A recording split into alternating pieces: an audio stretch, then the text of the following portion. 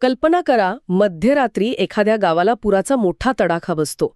बचाव पथके तातडीने तिथे पोहोचतात आणि त्यांच्या स्क्रीन्सवर अत्याधुनिक सॅटेलाइट मॅप्स उघडतात. हं. पण एक अतिशय धक्कादायक गोष्ट त्यांच्या लक्षात येते. त्या आणीबाणीच्या क्षणी ते सॅटेलाइट मॅप्स त्यांचा फारसे उपयोगाचे नसतात. अगदी बरोबर. कारण आकाशातून घेतलेली ती छायाचित्रे हे सांगू शकत नाहीत की कोणत्या घराचे छप्पर कमकुवत पत्र्याचे होते जे आता कोसळले असावे आणि कोणते घर भक्कम सिमेंटचे आहे जिथे लोक सुरक्षित असू शकतील. हो ना. लोकांचे प्राण वाचवण्यासाठी त्या क्षणी त्यांना एका स्क्रीनची नव्हे तर हाताने अत्यंत बारकाईने काढलेल्या एका कागदी नकाशाची गरज असते. अगदी तंतोतंत. आणि तोच तो महत्वाचा कागद आहे ज्याची आज आपण या सखोल चर्चेत उकल करणार आहोत. नक्कीच. याला मांडणी दर्शक नकाशा किंवा लेआउट मॅप असं म्हणतात. आलेख वाटू शकतो, पण प्रत्यक्षात ती मानवी वस्तीची एक अत्यंत अचूक आणि तांत्रिक ब्लूप्रिंट असते. आजच्या आपल्या या सखोल चर्चेचा मुख्य उद्देशच हा आहे की शून्यातून असा अचूक नकाशा कसा तयार होतो यामागचं विज्ञान समजून घेणं. हो. मला नेहमी वाटायचं की नकाशे फक्त रस्ते शोधण्यासाठी असतात, पण इथे तर या नकाशाचा उद्देश थेट मानवी जीवनाशी आणि सुरक्षिततेशी जोडलेला दिसतोय. बरोबर. कसं आहे, या मांडणीदर्शक नकाशाचे 2 अत्यंत महत्वाचे आधारस्तंभ आहेत. पहिला म्हणजे 100% कव्हरेज. 100% कव्हरेज म्हणजे नक्की काय? याचा अर्थ असा की दिलेल्या भौगोलिक सीमेतील एकही इमारत, एकही घर, अगदी खरी तात्पुरती उभारलेली झोपडीसुद्धा या सर्वेक्षणातून सुटता कामा नये. बापरे, एकही घर नाही? एकही नाही. आणि दुसरे सर्वात मोठे कारण म्हणजे ज्याचा आपण आत्ताच उल्लेख केलात, आपत्ती व्यवस्थापन, ज्याला आपण डिझास्टर मॅनेजमेंट म्हणतो. बरोबर. जेव्हा एखादी नैसर्गिक आपत्ती येते ना, तेव्हा कोणत्या गल्लीत नक्की किती घरे आहेत, आत जाण्याचे मार्ग कोणते आहेत आणि तिथे किती लोक अडकले असू शकतील याचा अचूक डेटा फक्त आणि फक्त याच नकाशातून मिळतो. अच्छा, म्हणजे हा दस्तऐवज प्रत्यक्ष संकटाच्या वेळी एक ढाल बनून उभा राहतो. अगदी तसंच. म्हणूनच यात 100% अचूकता असणं अनिवार्य आहे. बरं, मग एवढी मोठी जबाबदारी असलेला हा नकाशा बनवण्याची सुरुवात नक्की कुठून आणि कशी होते? कारण कोणत्याही कामासाठी आधी एक कॅनव्हास लागतो ना? हो. त्यासाठी आपल्याला तंत्रज्ञानाची मदत घ्यावी लागते. प्रक्रियेच्या अगदी सुरुवातीला HLO ॲप वापरले जाते. HLO app? हो, हाऊस लिस्टिंग ऑपरेशन ॲप. हे एक विशेष ॲप आहे ज्यातून संबंधित अधिकाऱ्याने, ज्याला चार्ज ऑफिसर म्हणतात, त्याने तयार केलेल्या आपल्या हद्दीची एक PDF फाईल डाउनलोड करावी लागते. अच्छा. ही फाईल म्हणजे आपल्याला मिळालेला तो कोरा कॅनव्हास असतो, ज्यावर क्षेत्राच्या प्राथमिक सीमा आखलेल्या असतात. म्हणजे आपल्याला एक ढोबळमानाने हद्द मिळते. बरोबर. आणि यातला पहिला आणि सर्वात कठोर तांत्रिक नियम म्हणजे दिशा. नकाशाची उत्तर दिशा नेहमी कागदाच्या वरच्या बाजूलाच असली पाहिजे. अगदी बरोबर. हा नियम जगभरात पाळला जातो आणि इथेही तो बंधनकारक आहे.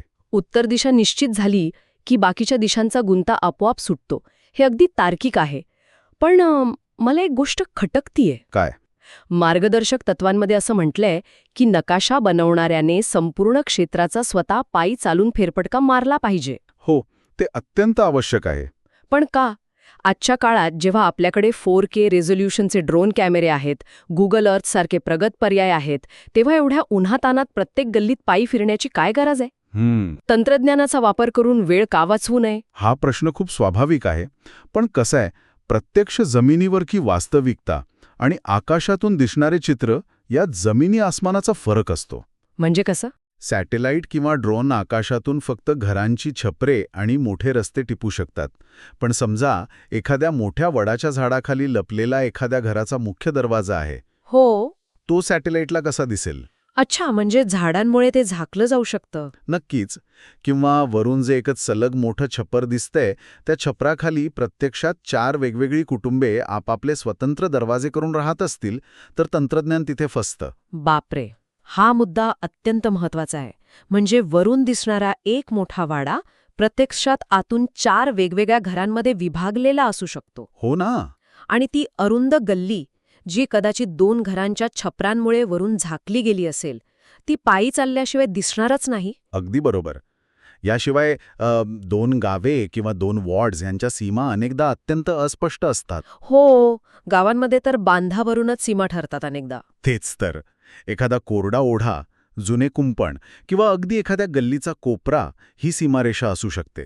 जर गाव मोठं असेल आणि तिथे एकापेक्षा जास्त गट काम करत असतील, नोंद होण्याचा धोका असतो. म्हणूनच फक्त एका जागी उभे राहून अंदाज न घेता स्वतः चालून आणि पर्यवेक्षकाची मदत घेऊन सीमारेषा निश्चित करणे हा या प्रक्रियेचा आत्मा आहे. पर्यवेक्षक म्हणजे सुपरवायझर ना? हो, तंत्रज्ञान दिशा देऊ शकते, पण मानवी सूक्ष्म निरीक्षणच अचूकता आणते. बरं. आता मला त्या पायी चालण्यावरचं गांभीर्य समजलं. आपण आपल्या क्षेत्राची हद्द चालून निश्चित केली, आपला कॅनव्हास तयार झाला. आता पुढची पायरी काय? आपण थेट घरे काढायला सुरुवात करतो? नाही, घरे काढण्यापूर्वी आपल्याला त्या क्षेत्राचा मूळ सांगाडा उभा करावा लागतो. याला भौतिक वैशिष्ट्ये रेखाटणे म्हणतात. भौतिक वैशिष्ट्य हो, म्हणजे फिजिकल फीचर्स? हो. यामध्ये मुख्य रस्ते, नद्या, कालवे, रेल्वे मार्ग आणि परिसरातील महत्वाची भूचिन्हे, ज्याला आपण लँडमार्क्स म्हणतो. बरोबर, जसे की शाळा, रुग्णालये, मंदिरे, मशिदी किंवा बाजारपेठा, हे नकाशात आधी नोंदवावे लागतात. अच्छा.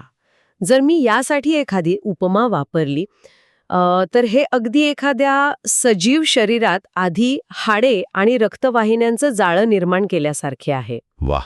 रस्ते आणि नद्या ह्या त्या रक्तवाहिन्या आहेत, ज्या संपूर्ण गावाला जोडतात. एकदा का हा मूळ सांगाडा तयार झाला की मग त्यावर घरांचे आणि वस्तीचे मांस चढवणं सोपे जाते. खूप चपखल उपमा आहे ही. सांगाडा असल्याशिवाय आकार स्पष्ट होत नाही, पण हा सांगाडा उभा करणे प्रत्येक भौगोलिक स्थितीत सोपे नसते. हो का? या कामात प्रामुख्याने 3 अत्यंत आव्हानात्मक क्षेत्रे आहेत, जिथे नकाशा बनवणाऱ्याची खरी कसोटी लागते. पहिले आव्हान आहे जंगलातील गावे, फॉरेस्ट विलेजेस. जंगलातील गावे? तिथे काय अडचण येते? झाडांमुळे रस्ते न दिसण्याची? ती एक अडचण आहेच, पण मुख्य प्रश्न अस्थिरतेचा आहे. जंगलात अनेकदा आदिवासी वसाहती असतात. त्यांच्या वसाहती कायमस्वरूपी एकाच जागी नसतात. ते ऋतूनुसार किंवा उपलब्ध साधनांनुसार आपली घरे हलवतात. आज जिथे वस्ती आहे तिथे पुढच्या वर्षी फक्त मोकळे मैदान असू शकते. बापरे. अशा बदलत्या भूभागात तुम्ही नकाशा कसा बनवणार? हे तर पाण्यावर रेग मारल्यासारखं झालं. मग तिथे संदर्भ बिंदू म्हणजे रेफरन्स पॉइंट काय वापरायचा? अशा वेळी निसर्गाचाच आधार घ्यावा लागतो. कायमस्वरूपी नैसर्गिक खुणा, जसं की एखादी कधीही न आटणारी नदी, एखादी विशिष्ट आकाराची टेकडी किंवा शेकडो वर्ष जुने असलेले एखादे महाकाय झाड. अच्छा, म्हणजे जे बदलत नाहीत ते? बरोबर. यांना लँडमार्क म्हणून वापरावे लागते. या खुणा बदलत नाहीत, त्यामुळे त्यांच्या संदर्भाने वस्तीचं स्थान निश्चित करता येते. निसर्गाच्या बदलांसोबत जुळवून घेण्याची ही पद्धत खरोखरच थक्क करणारी आहे.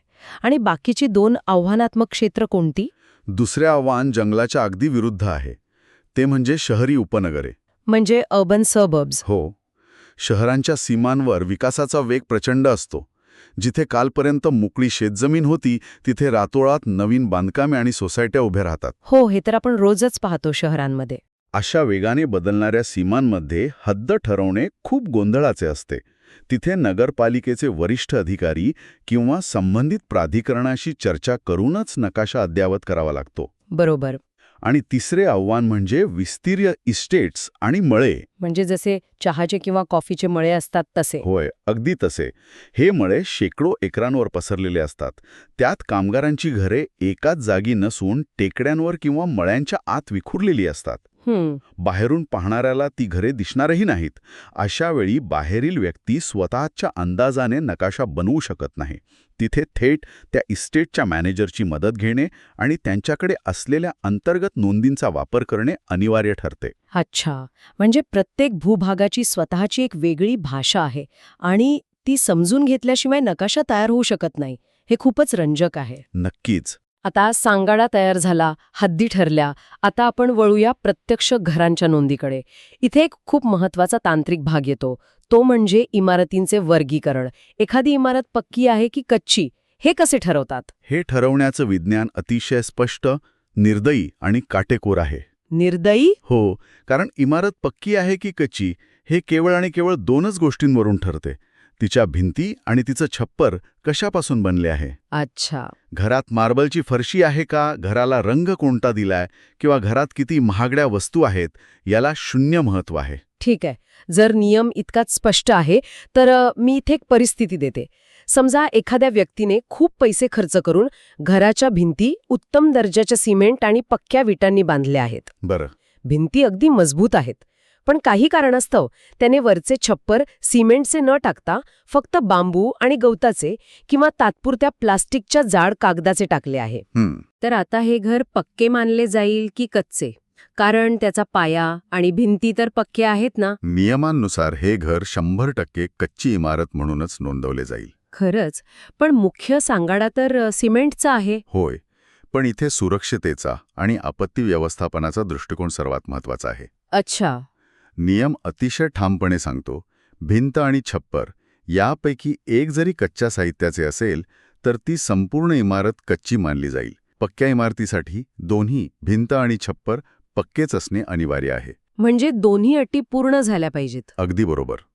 पक्क्या साहित्यात सिमेंट, दगड, पक्क्या विटा, GI पत्रे यांचा समावेश होतो.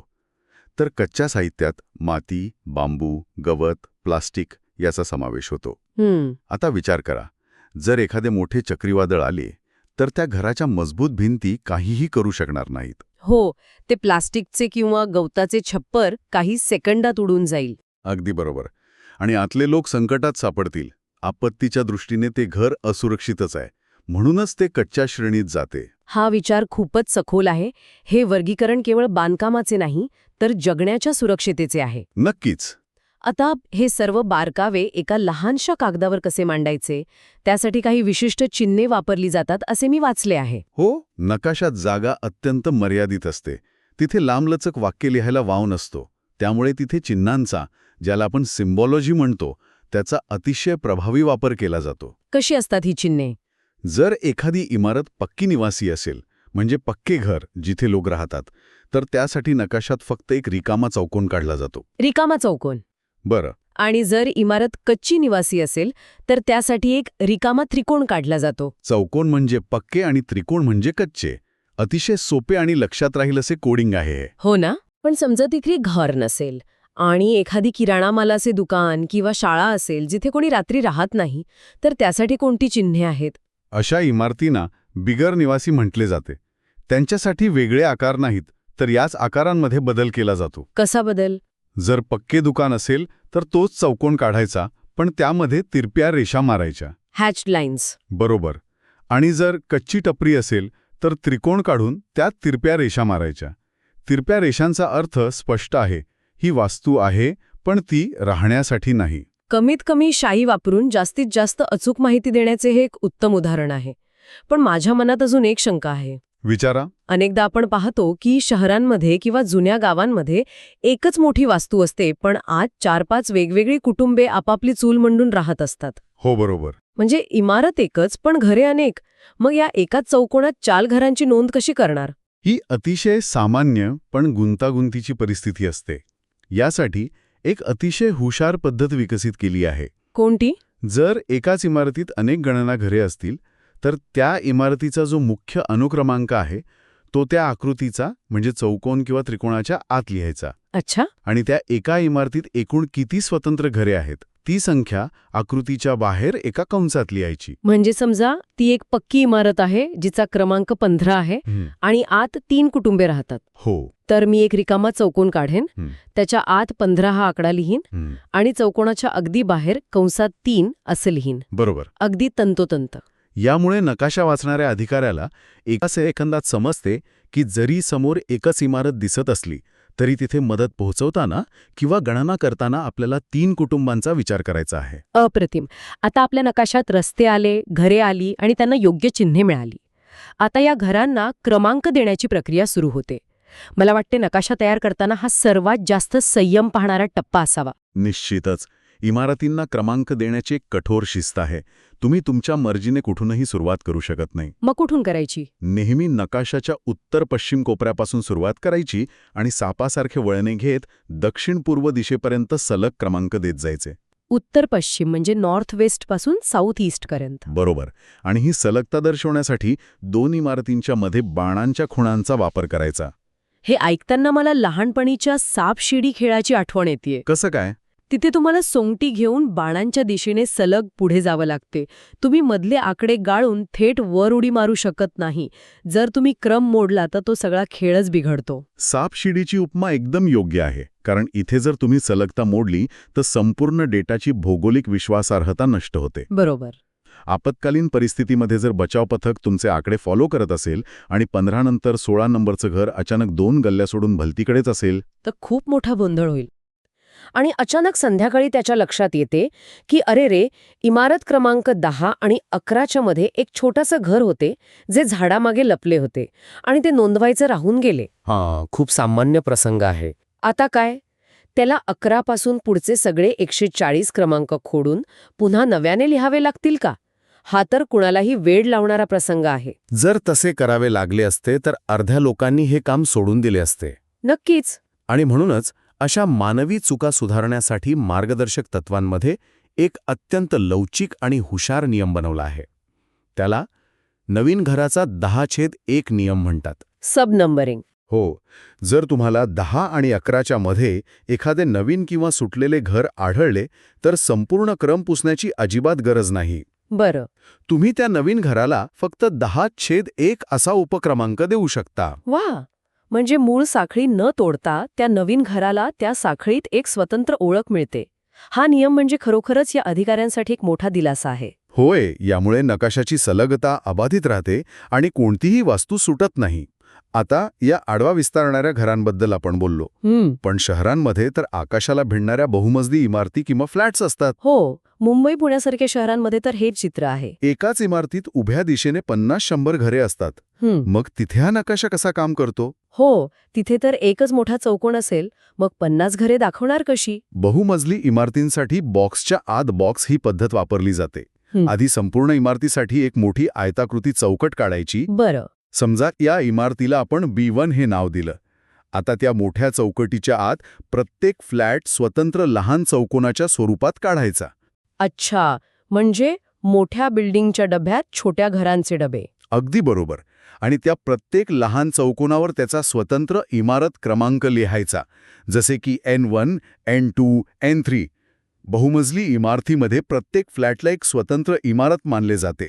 आणि जर त्या बिल्डिंगमध्ये खाली एखादं दुकान असेल तर? जर त्यातील एखादा फ्लॅट दुकानासाठी किंवा ऑफिससाठी वापरला जात असेल तर त्या विशिष्ट लहान चौकोनावर तिरप्या रेषा मारायच्या. हे खूपच शिस्तबद्ध आणि सुटसुटीत आहे. तर आता आपण हद्द निश्चित केली, भौतिक खुणा काढल्या, घरांचे वर्गीकरण करून चिन्हे दिली आणि त्यांना योग्य क्रमाने उपक्रमांकासह क्रमांकही दिले. मग आपला नकाशा पूर्ण झाला की अजून काही बाकी आहे? कागदावरचं काम पूर्ण झाले, पण प्रक्रियेचा अंतिम आणि सर्वात महत्त्वाचा टप्पा बाकी असतो. तो म्हणजे पडताळणी, क्रॉस व्हेरिफिकेशन. म्हणजे तपासणी करणे. हो, हा नकाशा अंतिम करण्यापूर्वी तो पर्यवेक्षकासोबत बसून तपासावा लागतो. यात काय तपासतात? सर्वात मोठा धोका असतो तो ओव्हरलॅपचा.